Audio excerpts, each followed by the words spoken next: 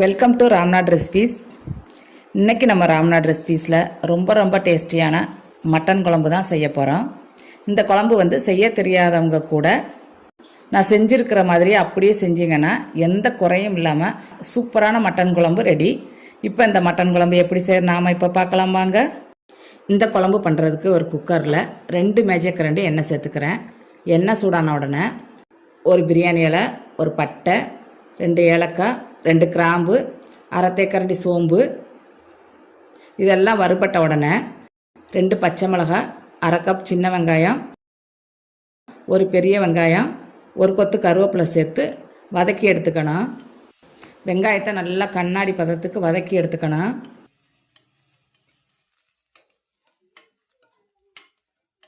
இப்போ வெங்காயம் நல்லா வதங்கிடுச்சு. வெங்காயம் வதங்கினதுக்கப்புறம் ஒரு மேஜைக்கரண்டி இஞ்சி பூண்டு பேஸ்ட்டு சேர்த்து இதோட பச்சை வாசனை போகிற வரை நம்ம நல்லா வதக்கி எடுத்துக்கலாம்.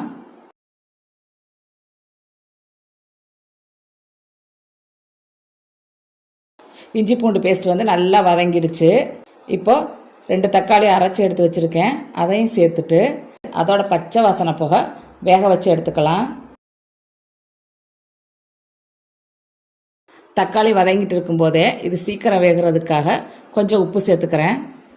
உப்பு சேர்த்து வதக்கி எடுத்துக்கிறேன்.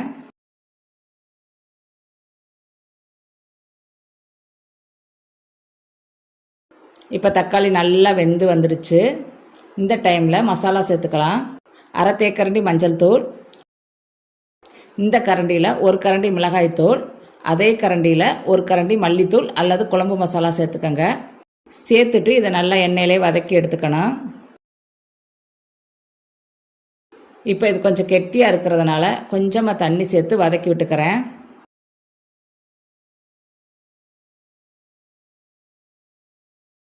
இப்போ மசாலா நல்லா வதக்கி விட்டாச்சு. இந்த டைமில் அரை கிலோ மட்டனை க்ளீன் பண்ணி எடுத்து வச்சுருக்கேன், அதையும் சேர்த்துக்கிறேன். சேர்த்துட்டு ஒரு தடவை கலந்து விட்டுக்கிறேன். கலந்து விட்டுட்டு மட்டன்லேருந்து தண்ணி வெளியே வர்ற வரை ஒரு 5 நிமிஷம் வதக்கி விட்டு எடுத்துக்கணும்.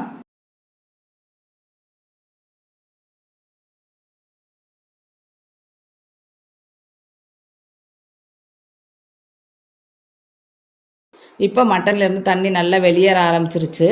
இந்த டைமில் மட்டன் மசாலா தூள் 2 ஸ்பூன் சேர்த்துட்டு ஒரு 2 நிமிஷம் மட்டும் கலந்து விட்டு வேக வச்சு எடுத்தால் போதும்.